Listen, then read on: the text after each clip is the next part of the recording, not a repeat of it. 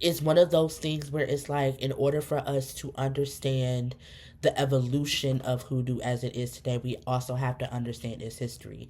And I feel like Hoodoo Heritage Month is just the perfect month for us to learn all the things, do all the things, keep your shut. No. Do it in your circle, okay? Don't be out here telling people all of the things. But it's a great month for us to get immersed in it, which breathe, relax, deep into this breath, deep into this, deep into this. Hey, Bookie Butt, welcome back to the channel. Thank you so much for being here. I am Becca, and today is a very special video. First, let me say that I am recording this straight off the top of the hizzy, okay? So, I'm gonna try not to ramble, but y'all know how I get, okay?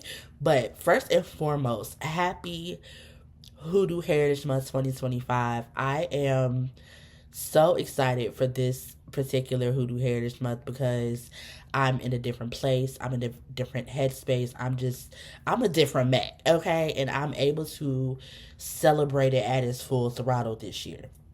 And I wanted to come and talk a little bit about not only what I plan to do for Hoodoo Heritage Month over here in the South, but also just talk to y'all a little bit about why I think things like Hoodoo Heritage Month is important to the culture, it's important to the tradition, and it's important for all of us to participate, okay? So, let's get into it.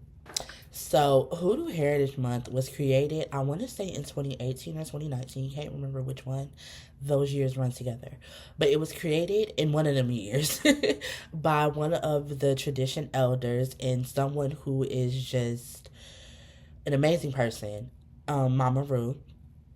And she created it as a way for us as hoodoos to come together, as a way for us to honor the tradition. And there are so many different ways in which people do that. And honestly, that's one of the things that I love the most about it, is that people tend to like do their own thing for Hoodoo Heritage Month, but it's like in a collective way, if that makes sense. And as someone who has created a brand such as Curated South that is all for the old ways, don't get me wrong, but more so geared toward the evolution of what hoodoo looks like in 2025, it's very interesting to be a part of a community that honors both. And I really think that in order for you to understand how important things like Hoodoo Heritage Month and Gullah Geechee Month as well, because we also celebrate Gullah Geechee Month in October as well. Um, in order for you to really understand, you have to be immersed in it in some type of way. And I feel like that's a necessity because one of the pillars of hoodoo is community. And I feel like in today's day and age, my God, on today, it's important, especially for us as hoodoos, when we think about why hoodoo was created, in terms of liberation, in terms of protection, and in terms of us getting the things that we so rightfully deserve and needed. Even just getting simple things that are our birthright that we had taken from us, you know? It's one of those things where it's like, in order for us to understand the evolution of hoodoo as it is today, we also have to understand its history. And I feel like Hoodoo Heritage Month is just the perfect month for us to learn all the things, do all the things, keep your shut. No. Do it in your circle, okay? Don't be out here telling people all of the things. But it's a great month for us to get immersed in it, which is why I decided personally to do what I'm doing for Hoodoo Heritage Month in a way to make it personalized while still being able to be in community with others. So, what am I doing? I'm glad you asked. Let's talk about it. So, in 2018, I did a thing. And I wrote a book entitled Foolish, and it is a Hoodoo Fiction, urban fiction book. And it is a book that is very loosely, okay, based on my experience as a hoodoo practitioner, and is one of my most prized accomplishments because when I first wrote Foolish did not exist. And what I mean by that is books like Foolish if they existed, are very hard and still very hard to find.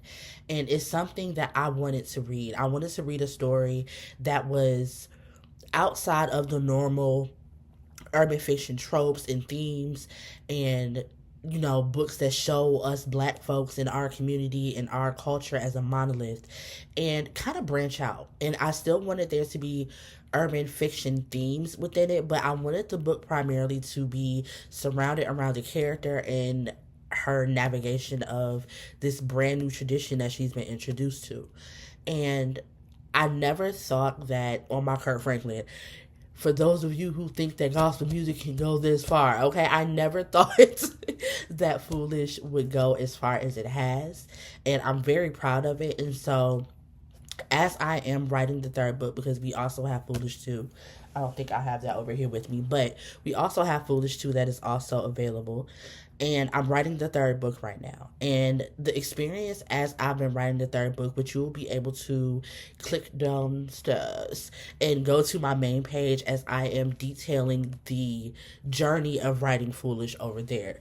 But this journey of writing Foolish 3 has been something different, and I'm thankful for all of the connections that Foolish has brought me. I'm thankful for all of the lives that Foolish has touched, and I wanted to spend this month being very intimate with Foolish. And in order for me to do that, I've decided that I'm going to be doing 31 days of Foolish, and we are going to be posting one video on this channel every day of Hoodoo Heritage Month, in some way talking about Foolish and how it ties into Hoodoo, and why I personally feel like it's a very important story within Hoodoo. So if you are interested in that, we're going to be doing all types of different things. I'm going to be talking about some of the themes within the book. We're going to be going on character deep dives. I'm going to be doing some talking about the world building, because baby, the Foolish verse is rich, okay?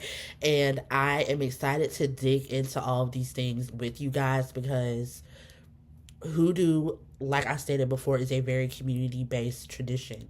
And while I'm the author of Foolish, while this is my brainchild and my baby, this belongs to y'all as well, and I want to experience it during Hoodoo Heritage Month with you. I am fresh off of hosting Hoodoo Hour, which was basically me taking over my brother's station head channel. He does a Hoodoo Hour, which I'm about to get ready for tonight. Does a Hoodoo Hour show every Wednesday at 9 p.m. Eastern Standard Time. And for the last all of summer, I took over it and we read Foolish. We just wrapped last Wednesday, and I just announced that we are also going to be starting a Foolish Verse Station Head radio station.